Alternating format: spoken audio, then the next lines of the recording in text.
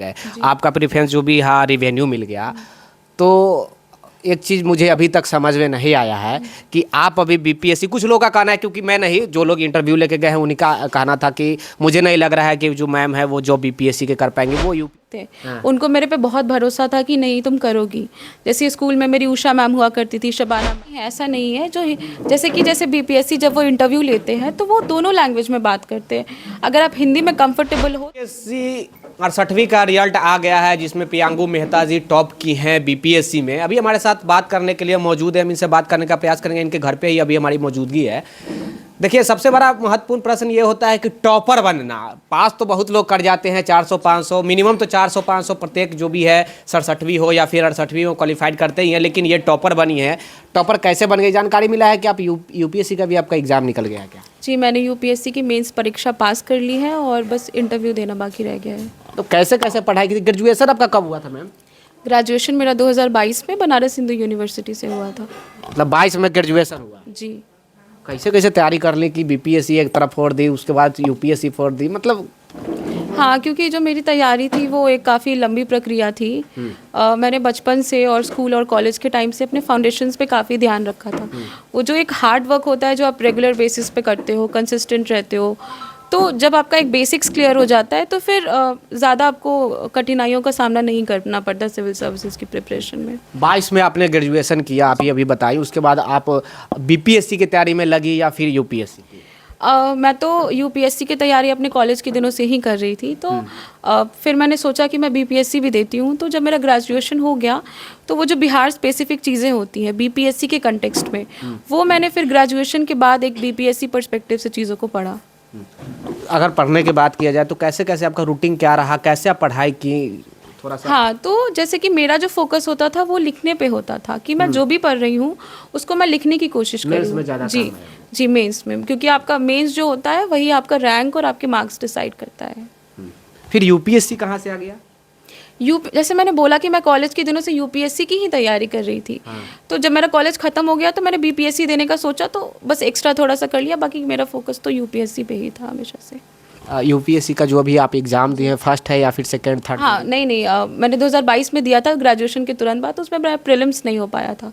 ये मेरा दूसरा प्रयास था सिविल सेवा में, यूपीएससी में। जी, इंटरव्यू होने वाला होगा जी।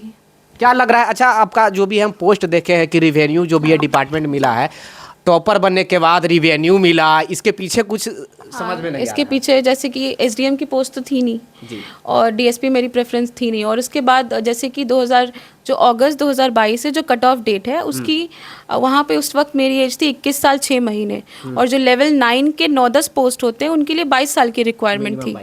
हाँ, तो फिर मैं एलिजिबल नहीं थी उन 8-10 पोस्ट के लिए, तो मेरे पास फिर 5-6 ऑप्शन ही रह गए थे, तो उसमें से मैंने रेवेन्यू ऑफिसर को पहला प्रेफरेंस डाला, इसलिए ऐसा हुआ। क्या लग रहा है, क्या बीपीएससी कर पाएंगे, बीपीएससी में जॉब कर पाएंगे या फिर? अभी तो जैसे कि पढ़ना और नौकरी करना, असली जब आप ग्राउंड पे जाते हो तो जो कठिनाइयाँ आपको फेस करनी पड़ती है, दोनों में बहुत फ़र्क होता है। तो मुझे लगता है कि जैसे मैंने पढ़ाई पूरी मेहनत और निष्ठा के साथ की है, जब मैं ज़मीनी हकीकत से वाकिफ़ होऊंगी तो मैं उसी निष्ठा और उसी मेहनत के साथ चीज़ों को सॉल्व कर लूँगी, इतना भरोसा है मुझे। लड़की के लिए आप एक मिसाल बन गई हैं, आपके पास प्रत्येक दिन मीडिया आ रहा है या तमाम लोग मिलने के लिए आ रहे हैं, तो कुछ मैसेज अगर लड़की के लिए विशेष कर आप दे सके? हाँ, मैं यही कहूँगी कि जीवन का एक उद्देश्य रखो। यही फ़र्क होता है मनुष्य और जानवर में। जो मनुष्य होता है वो हर दिन खुद को बेहतर बनाने की कोशिश करता है, तो आप हर दिन तो सोचो कि आपको क्या करना है, आप 10 साल बाद खुद को कहाँ देखना चाहती हो। ज़रूरी नहीं है कि एकेडमिक सक्सेस हो, ज़िंदगी में जो सबसे ज़्यादा ज़रूरी होता है वो एक अच्छा इंसान बनना, दूसरों की समस्या समझना, और एक जो वैल्यूज़ होते हैं आपके वैल्यूज़ स्ट्रॉन्ग होने चाहिए, क्योंकि बिना वैल्यूज़ के जो इंसान होता है वो जानवर से ज़्यादा कुछ नहीं होता है। अच्छा जी, ओके। अभी आप रिवेन्यू में, मतलब कब से लग रहा है कि कब से ज्वाइनिंग होने की कोई संभावना होगा आपको? अभी तो फ़िलहाल कोई इन्फॉर्मेशन नहीं है, लेकिन मे बी 1-2 महीने में ट्रेनिंग शुरू हो, उसके बाद जो प्रोसेस होता है का भी अभी तक जानकारी हाँ, जहाँ तक मिला है कि हाँ, उसका उनकी अभी ट्रेनिंग भी कुछ शुरू नहीं हुई है, तो मुझे उसके लग रहा है बाद कि साथ में ही अब होने के वो उसका तो मुझे कुछ पता नहीं है, देखिए क्या होता है। अच्छा, देखिए, थोड़ा सा अगर मैं डीपली में जानकारी लेने का प्रयास करूँ प्रिपरेशन के संबंधित, आप घर पे ही रह के पढ़ी, जैसा कि अभी आप बताई कि हम घर पे रह के पढ़े, कोई टीचर का हेल्प वेल्प तो नहीं ली? नहीं, बिल्कुल नहीं। कभी नहीं? ऐसा नहीं कि कभी नहीं। जैसे स्कूल के जो शिक्षक थे, उनको मेरे पे बहुत भरोसा था कि नहीं तुम करोगी। जैसे स्कूल में मेरी उषा मैम हुआ करती थी, शबाना मैम, राजकिशोर सर, संतोष सर, ये लोग जो थे, ये चारों, इन्होंने मुझे बोला कि ठीक है तुम तो यूपीएससी डेफिनेटली करोगी। तो स्कूल में वो जो भरोसा आता है उन्होंने दिया। फिर कॉलेज के वक्तों में मेरी प्रोफेसर हुआ करती थी पूनम मैम, उन्होंने दिया। फिर जब मैं कॉलेज गई बनारस हिंदू यूनिवर्सिटी, वहाँ पे भी काफ़ी सारे जो एचओडी थे, जो प्रोफेसर्स थे, उन्होंने बोला कि नहीं तुम्हारी आंसर राइटिंग अच्छी है, तुम्हारे में कैपेबिलिटी है। तो ऐसा नहीं है टीचर्स का हाथ नहीं था। वो जो प्रोसेस था स्कूल से लेके यूनिवर्सिटी तक का, वहाँ पे काफ़ी शिक्षक मिले जिन्होंने मुझे प्रेरित किया और भरोसा दिलाया कि तुम्हें वो काबिलियत है। तो बीपीएससी छोड़ दी? जी। ओके। पोस्ट के लिए आपने अभी बताया कि एज के कारण हमें पोस्ट ये देना पड़ा। क्या लग रहा है कि आगे अगर फिर से बीपीएससी देते हैं तो एसडीए मिले तो एसडीएम हम कर लेंगे, डीएसपी तो खैर आपको करना ही नहीं है?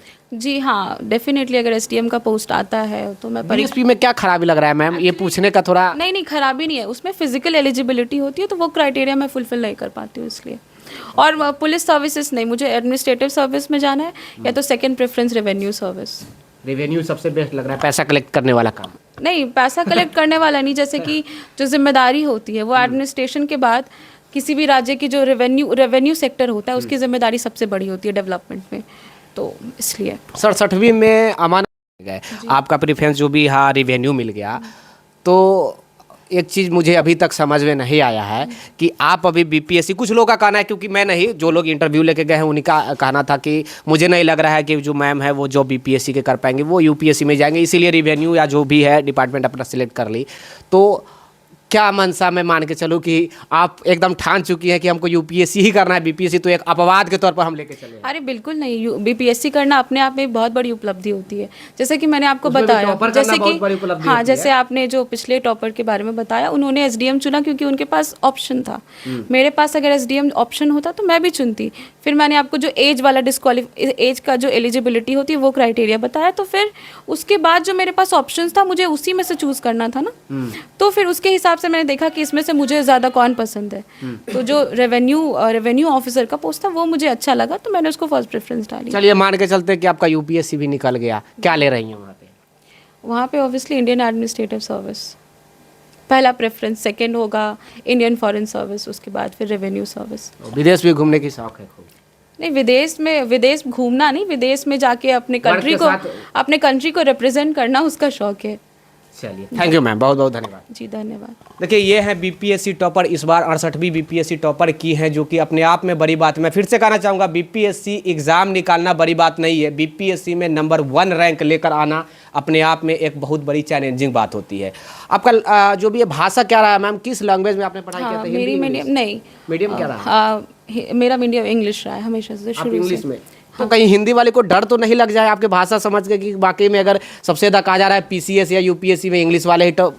ऐसा नहीं है जो जैसे बीपीएससी जब वो इंटरव्यू लेते हैं तो वो दोनों लैंग्वेज में बात करते हैं। अगर आप हिंदी में कंफर्टेबल हो तो वो हिंदी में बात करेंगे, तो बीपीएससी में हिंदी वालों को ऐसा डिसएडवांटेज नहीं मिलता है। तो आप डरे नहीं, अगर आपका कंटेंट अच्छा है तो फिर जो लैंग्वेज का टॉप कर सकते हैं। हाँ, लैंग्वेज का जो बैरियर है वो आप ओवरकम कर सकते हैं। बस जो एक मानसिकता बन गई है कि हिंदी वालों को कम नंबर मिलता है, वो ठीक है, उसमें थोड़ी सच्चाई नहीं, बिल्कुल डरना नहीं है। मेहनत करिए, तो अगर आपका कंटेंट अच्छा है, सब कुछ अच्छा है, तो बिल्कुल आप टॉप करेंगे।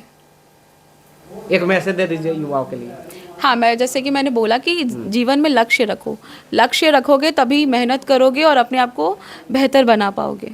चलिए, ठीक है, बहुत बहुत धन्यवाद मैम। फिर से विशेष जानकारी के लिए द टाइम्स ऑफ भारत के साथ अवश्य जुड़ जाइएगा। सहयोगी कैमरा पर्सन राजेश राज के साथ हमारी उपस्थिति अभी बीपीएससी टॉपर मैम के